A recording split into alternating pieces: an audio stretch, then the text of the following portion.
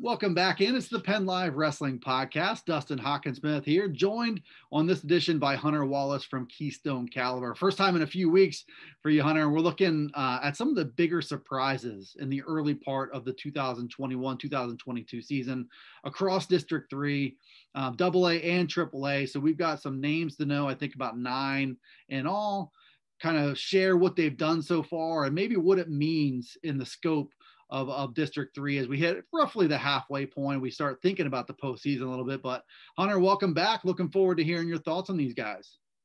Thanks, Dustin. Yeah, it's good to be back. Out for a couple weeks. Both of us were kind of sick and had to do some other things. But yeah, it's good to be back. Excited to talk some wrestling. It was definitely a fun, exciting December, early January season that we had going on. So.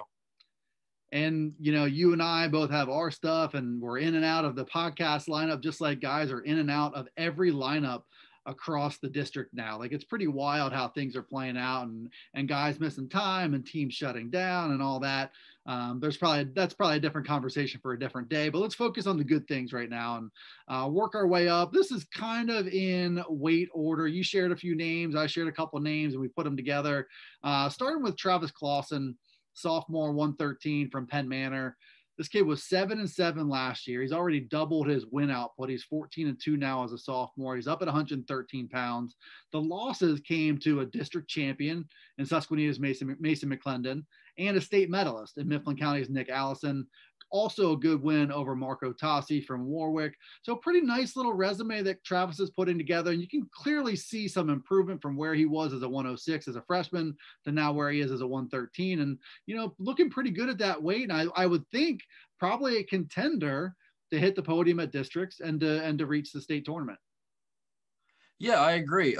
You know, Travis last year was, like you said, he was 106, but he wasn't a full 106. I thought he was pretty undersized. So before the season, I kind of expected him to be at 106 again. And he was kind of in the wall room in and out. And, you know, he wasn't weight. He was not very heavy but now he looks like a full 113. It looks like he grew some more. He, like you said, he beat Marco Tassi and, you know, two losses to some pretty premium kids in our state. But another stat with him that stands out, 13 of his 14 wins were bonus points. So, you know, he's getting it done with like scoring points and getting pins, you know, helping his team out any way he can also. So that's something that stands out with him also. You know, he was not in my regional rankings before the season started at 113, and you know, he's just slowly been plugging away, getting some wins over some key guys. And I think he's looked very promising in December, early January. I was looking back through at 106, especially at that section last year. You had Travis Claussen, I think Jordan Williams from Hempfield. You had Liam Flanagan from Central Dauphin. Tassi was there. And, you know, it was one of those sections, and there was a bunch of different weights at a bunch of different sections where last year's format really hurt some kids being able to move on or not. But that group from that 106-pound bracket in that section, you know, it's part of a group that I would say is a rising group. And Claussen's one of them, you know, going up to 113. It's interesting with him growing into that weight. You can never predict when a kid's going to hit a growth spurt, when he's going to get a little bit bigger, and trying to figure out what to do with that. You know, sounds like a kid in his position last year. A lot of times we'll end up back at 106, but that little bit of growth has taken him to 113, and you can't really argue with the results so far.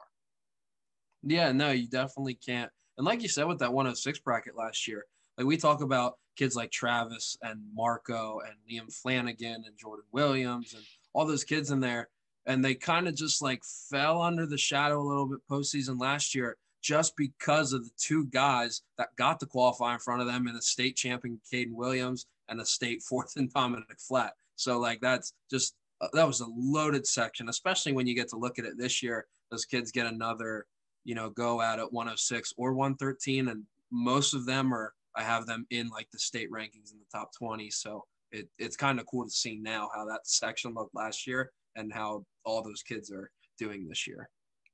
Well, it's nice in all kinds of ways to return to some normalcy in that section tournament, the output and getting these guys a chance to move on and get a shot In these cases, to reach the district tournament at those weight classes, you have them in your top 20 in a lot of cases. These are legitimate contenders to reach states.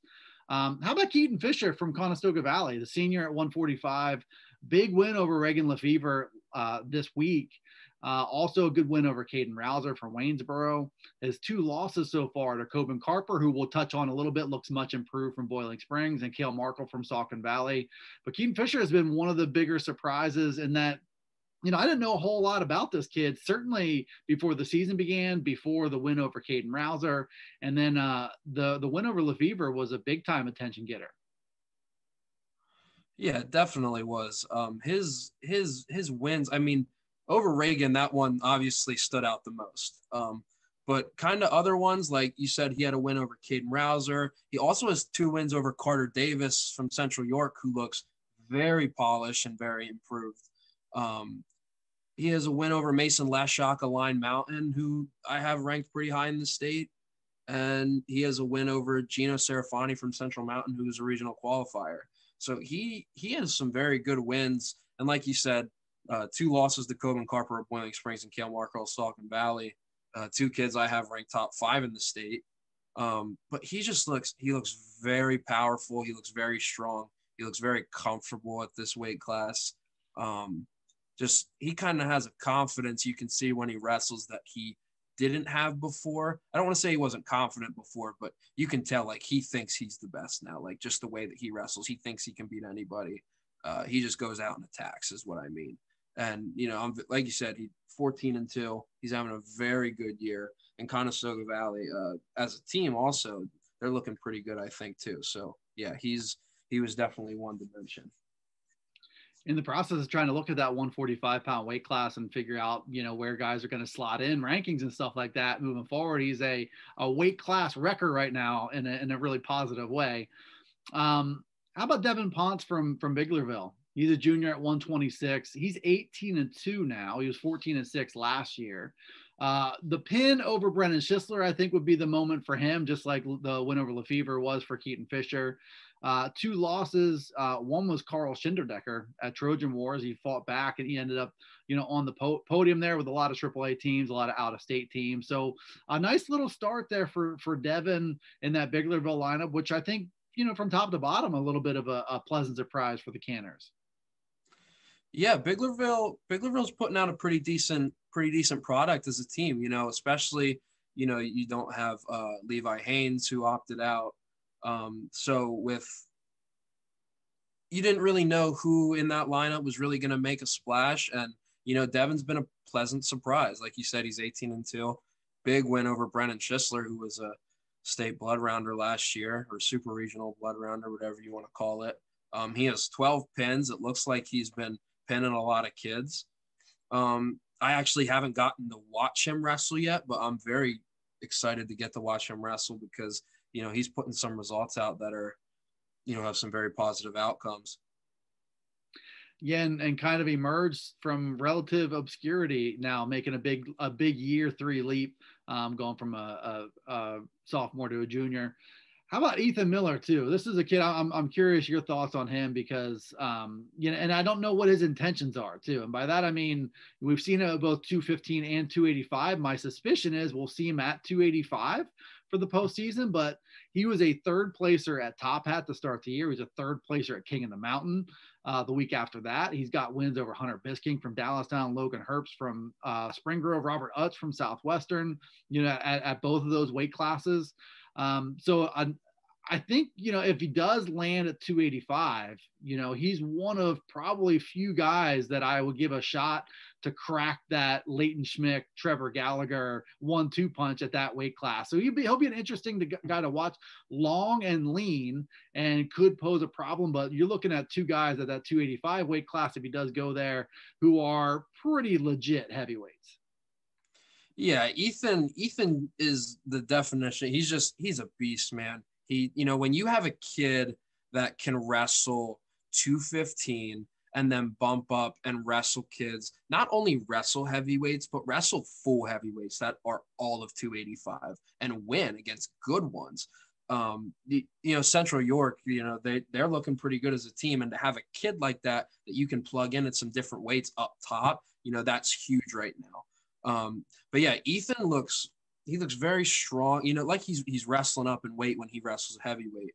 But he looks very strong. He's very dominant against some of these bigger kids. When you place anything at King of the Mountain, that speaks volumes. But he took third, lost a close one, I guess, against was it Wilson Spires, General McLean, who I have ranked pretty high in the state AAA, and who had a close match with Charles Cruz from Williamsport, who I have top 4.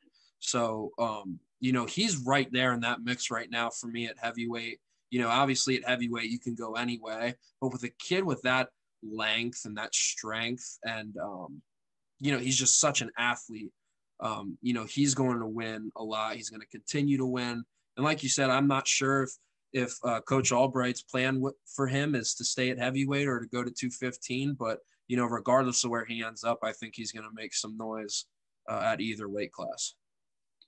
Yeah, I think. He's a little bit of a mismatch at both. To be the lighter, leaner guy, the more athletic guy can help you at heavyweight. But if he does, come down a little bit to 215, that would make him, pretty big at that weight too. And honestly, you see a lot of these decisions, especially when it comes to light heavyweights who could go down or could go up.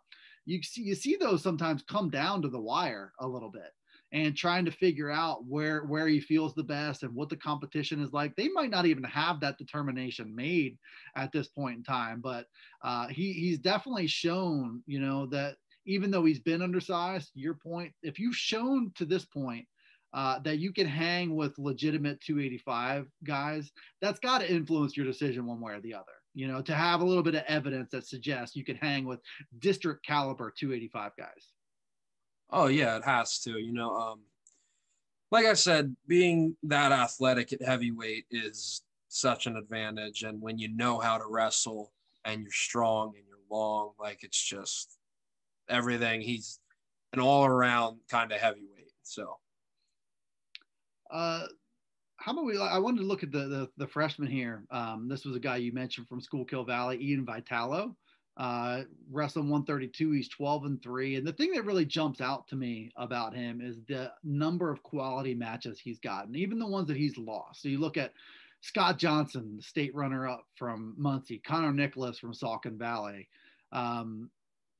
Bethlehem Catholic's George Pavis. Those are the 3 losses, and it's like if a freshman can battle and hang in there and pick up that kind of experience, I think he's got a pretty good shot at turning that corner and really emerging as somebody to know in that 132-pound weight class, which is, at this point, pretty open to competition there. It absolutely is. And, Ian, I got to talk with Coach Jeremy Smith of Schuylkill Valley, and he kind of talked about Ian and said, he's been looking really good. He's been a pleasant surprise. He actually did not get to wrestle last year in 8th grade because of COVID. And some issues there. And then in 7th grade, his results, weren't standout. He didn't place at the Wilson Junior High tournament. And, so he wasn't really on my radar to come in and shake things up right away, but he's been a very pleasant surprise. And he's another one I haven't gotten to witness wrestle yet, but yeah, his results are speaking for themselves. He has a great record, 12-3. And, the one that stood out to me was that close loss to Connor Nichols of Saucon Valley, who I think's in the mix right now to qualify for states. A solid piece in that incredible Saucon Valley lineup. So, if you're hanging with kids like that after a season off as a freshman, that's a big deal. And we talk about practice partners a lot. I feel like on the podcast, and how that can benefit in the room, and to have a practice partner like Gary Day Armin in that wrestling room, I'm sure is helping him out also. So it's pretty cool to see him, a freshman that you didn't really hear of, come in and, shake some things up right off the bat. So I think that's pretty cool. Well, clearly learning a thing or two about work and practice habits and just the ingredients are there. He's probably just, I don't know if there's a real signature win on his resume yet, but there's a bunch of guys that they just need that one last piece before you can really start to envision them being on a district podium or whatever. They just need that one win, and I think he's kind of that win away from sort of reaching new heights. But it seems pretty clear that his ascent is just kind of at the beginning stages here. It definitely is, and like you said, I'm looking at his wins right now. I have them all written down. He does have a major decision over Cale Harder from Mambo Cleona, who not a lot of people have heard of yet, but he's a very solid wrestler. He just slipped into my district rankings. And he does have a win over Braylon Corder, a Central Mountain, who was a district 5th place in that district in AAA. That kid's pretty solid, and he's a junior. So yeah, his wins, those are just two that stood out to me. He has proven to beating kids that are on a level of, districts, regional. So yeah, those are 2 wins, but yeah, he's looking pretty good. All right, we mentioned Cobin Carper earlier, senior now at 138 pounds, back at 138 pounds where he was last year. Looking pretty good so far for his last ride. He's 15-1. He was 20-5 last season. Certainly had some high notes last year, and he's offered a lot of reasons to this point to be excited about how much more potential he has that he hasn't shown yet. And in this case, I think he's off to his best start yet. He was in the finals at Trojan Wars. Only lost there to Don Fendora, the state medalist, a 4th place from Downingtown West in the finals. That score was 10-8.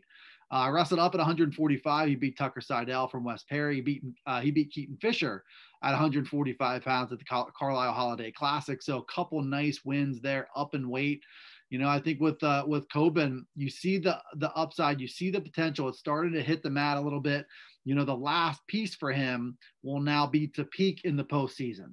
We saw flashes last year when he beat Connor Brown from Littlestown last year, but then he regressed a little bit, and I think maybe a victim of bad placement, at regionals, and just kind of didn't wrestle his best in that last tournament. So that's the last piece, I think, is for him to make that final leap and to be this good all throughout the postseason too, and maintain that confidence and belief and that swagger that's helped him get this far, because he is, I think a better wrestler than his postseason results would indicate. Yeah, he has been, he's not, the word to describe him right now is dominant. He looks it too. He's quick, he's scrambling, he's powerful. Like he just looks the part right now. Everything about him looks dominant. Like you said, his loss to Fendora 10-8, great match, Trojan War finals. He's on that level now. Fendora is a guy that, I think if he went and won a state title or made the state finals, I would not be very surprised. So he's proven to be on that level. And, he did it with a second period tech fall over Bryson Neidig at York Suburban, who's a regional qualifier. And, an almost major decision 9-2 over Keaton Fisher, Conestoga Valley, and 14-2 major decision over Seidel from West Perry. He just looks very polished. He's on a mission. Like you said, on a normal year, he would have been a state qualifier, I believe. Maybe I'm wrong. I'd have to go back, double check that. Weird year last year. But that was also a loaded weight class last year with Connor Brown, Justice Hockenberry, Guilfoyle from Bishop McDevitt, just in the district, and Kyle Vernon from Hamburg was there, Grant Kaufman from Newport. So that was a loaded district bracket. But no, right now he's on a different level. I think he's a guy that, he could absolutely win even a state title, and he just looks that good right now. And I think it's always been there. I think the key for him, again, will be to maintain that attacking form, to wrestle with aggression, and to stay in that mode where he's wrestling to go take wins as opposed to prevent losses. And it's like, that weight was tough anyway. And then, so often, sectionals, districts, regionals, super regionals, you see the same faces over and over and over again. So if it's like a coin flip kind of match, and you saw this at a few different weights last year, if it's a coin flip type of match, which I would say Cobin Carper and Connor Brown was kind of like that. It's just the last wrestler to win that coin flip match is usually the one who moves on to states. And, you can't really control the timing of that. It's just last year was especially tough with that extra stage in there too. It really was. Yeah. But, yeah, Cobin's looking really good. I'm excited to watch him more over the next couple of weeks here, with the regular season we got left. So I'm looking forward to. We're sitting here on a Wednesday. I'll be seeing Cobin and Boiling Springs wrestle Shippensburg on Thursday. I wanted to go get a look at Don Frontino, who's fresh back in the Shippensburg lineup, and I'm hoping to catch Michael Dugan wrestle Don Frontino. I think both coaches will be game for that matchup, so I'm excited to see that. Here's a guy that you should be familiar with, Kaden Clark, your senior from Northern Lebanon, 15-7, but some of your guys in particular, but especially Caden, just battle tested for those 22 bouts so far. Long kid, made the drop after the holidays from 52 to 45. How much better is he at 45 than 52, where that length and his kind of savvy can help him win matches? Yeah, Caden right now, he looks good at 145. He looks healthy at 145. And he looks very big for 145. You don't see many 45 pounders that are 6'4". So but Caden, he does have 7 losses right now. At Northern Lebanon, we're blessed right now to wrestle the schedule that we do. A tough hurricane tournament, King of the Mountain tournament. Travel to Virginia Duels tomorrow, wrestle some nationally ranked teams. So, but he has some key wins over 2 AAA guys I had ranked in the state: Ryan Laporte, Springford, who I had 19 at the time, and Zach Borzio from Quakertown, who I had 11 at the time. He beat them back to back at Hurricane. He's been scoring a lot of points off of his defense. He looks very, very comfortable right now in scrambling positions. He's one of those kids that it's hard, as one of his coaches, and not just a coach, I've known him forever, he's my cousin, but he's one of those kids where he will get into a scramble position and you kind of just have to stop coaching because he's so flexible and he just kind of does whatever it takes to not get taken down. It's necessarily not all the time. It's like a key reattack or something. It's just something weird that he'll do, and you can't really coach it. You can't really coach flexibility, and some kids just have that. And but he's battling some very tough kids. He battled Parrish McFarland this past weekend at Pottsville Duels, who's ranked pretty high in the state AAA. He's looking really good. He's been a very, very pleasant surprise for us right now, and I hope he keeps it up. Kind of has flown under the radar a bit, but you saw a lot of improvement last year. And then, I wrote a story for PennLive just about him wrestling the 50 matches in that 1 week of camp. So it's like, if he's seasoned, in a competitive sense, and he has worked like crazy even since last year. So you think, with all this seasoning this year too, with wrestling a bunch of tough matches, he'll be better for it in the long run. Ganon Smith from Newport is a guy, I talked to him last week too. He looks like a different kid now, and he looks like a different kid because he has worked like crazy in the weight room and gotten a lot stronger. And because he's gotten a lot stronger, he's more confident in different positions. He's more open to taking some risks because he can kind of muscle his way out of sticky situations if he needs to. And it's that strength that obviously helps you, finish your shots and push back opponents' shots and all that, but also just changes who you are. And I think that's changed him as a wrestler. And what you've seen are big time results. It started at the Perry County tournament when he beat Justice Hockenberry Folk. It continued in a big way at the Carlisle Holiday Classic the next week. Pinned Michael Dugan. That was the highlight. He was beating Michael Dugan at the time. He also came back to beat Jake Cherry in a 14-11 match in the semifinals there at Carlisle. And then Mason Steiner from Central Bucks East, he shut him out in the finals there. So a pretty good run at Carlisle, but also before that. And this is a kid a couple years ago was 106 pounds and qualifying for states at that weight class as a freshman. Now it's all come kind of full circle, and he looks legitimate as a 160 pounder, super strong. He really does. He's another one kind of piggybacking off what I said about Cobin Carper. He is just the definition of dominant right now. And that's rare to see, when you talk about him being 106 2 years ago. I believe he went 106, 113. Then he did make a little bit of a jump to 145. You could tell he was getting used to the bigger weight classes. I mean, he still looked pretty good, no doubt about that, but he's not what he is now. Right now, it clicked. He's filled out. He's so strong. And he's one kid, I love watching him on top. He's very dominant on top. He's very good with legs. He pounds on kids. He's just a brute, man. He looks so good.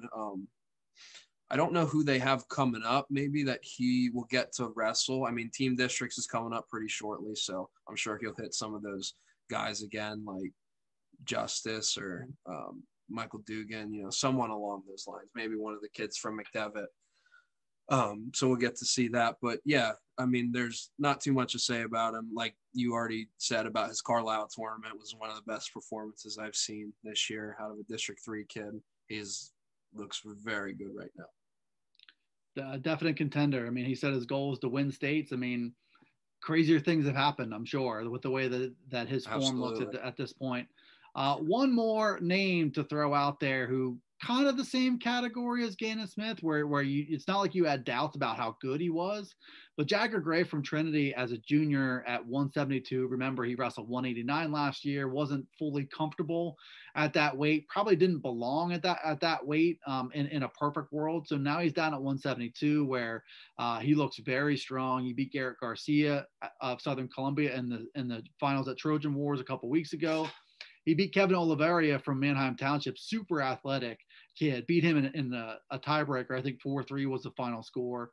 And, I think his belief in himself is well-founded, and, his ability is clear, and he works as hard as anybody. All that stuff has been true, and you saw some ability, but I do think that he was a kid who needed these types of wins, at least one of them, to jumpstart something bigger and to really turn the corner in his own confidence and feeling like he can go out there and dominate. I think that's what we're starting to see from him, is really in the process of jumping levels. Yes, for sure. And he was one kid, he was a freshman at 170. He took third at districts that year. He competed very close to states. And last year was a weird year. He would have been at regionals, but, like you said, he probably should have been at a weight lower. Trinity was very loaded from that 160 to 215, 189, whatever it was. They were very loaded, so the kids and the weights kind of shook up a little bit. But when you see kids at bigger weights as freshmen and sophomores, and you see them competing at the district and regional level, that more than likely they're going to end up panning out. And for Jagger, he was a kid that I saw all off season. Anytime Virginia Beach or Disney. I mean, Disney, I actually got to watch him wrestle. I believe he wrestled for Team Nolman, if I'm not mistaken, and he didn't lose a match. He was like the first team AAU All-American down at Disney. He looked very dominant. So he's been putting in the work, and now he's looks good at his weight class, like looks healthy. And like you said, he looks very dominant. He has a win over Kevin Oliveria of Manheim Township, who is very, very good, who I had ranked very high in the state, still do. So yeah, he it's clicking for him now, I feel like, and I think, we're just going to continue to see improvements from him. So all these guys, pieces are coming together. We mentioned 9 wrestlers in all. We've started to see, results match their ability. And these are all guys to watch as we start to creep closer towards that team postseason and towards the individual postseason, more importantly.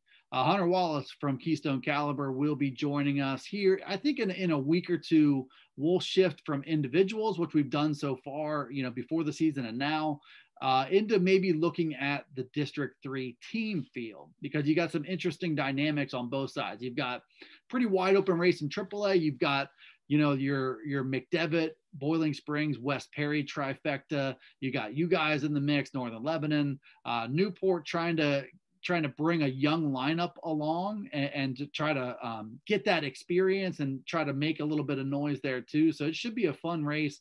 We'll look at that next week. But for now, appreciate you tuning in to this episode of the PennLive Wrestling Podcast. Big thanks again to Hunter Wallace from Keystone Caliber for joining us.